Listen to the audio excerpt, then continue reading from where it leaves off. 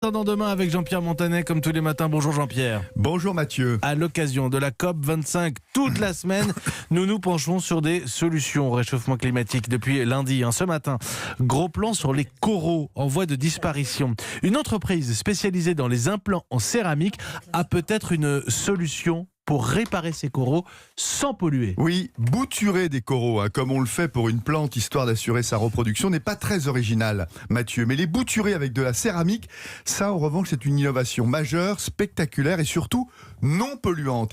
Généralement les coraux on les fait repousser sur des morceaux de plastique PVC qui finissent par se désagréger dans la mer, sur de la ferraille qui rouille ou encore sur du béton qui n'a rien à faire au fond des océans.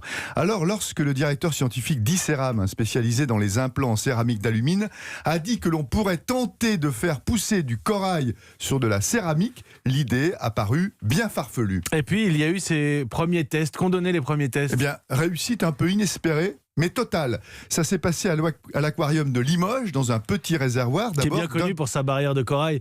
Exactement. Limoges. Une très belle barrière de corail, où les surfeurs viennent s'aventurer. Donc, petite première expérience dans un petit réservoir d'1 mètre cube, où une quarantaine de boutures ont été réalisées avec succès.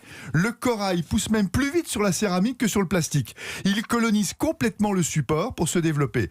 Plusieurs espèces de coraux, des durs et des mous, ont servi de cobayes. D'autres expériences sont programmées, cette fois dans un aquarium plus grand, sous la surveillance d'un appareil photo dont les clichés permettront de mieux analyser sa croissance. Est-ce qu'on peut imaginer que cette technique vienne au secours des coraux malades du réchauffement de nos océans? Alors bien sûr, mais pas avant 4 à 5 ans. Il faudra d'abord mettre au point une céramique moins coûteuse à industrialiser.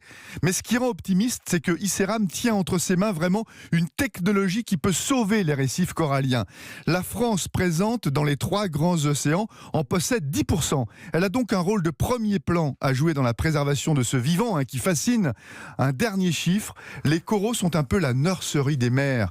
Ils représentent 0,16% de la surface, mais rendez-vous compte, ils hébergent 30%, un tiers de la biodiversité marine. Autant dire que leur disparition annoncée est une tragédie écologique. En attendant demain, avec Jean-Pierre Montanet et toute la semaine des solutions contre le réchauffement climatique à l'occasion de cette COP25. Merci Jean-Pierre, 8h40.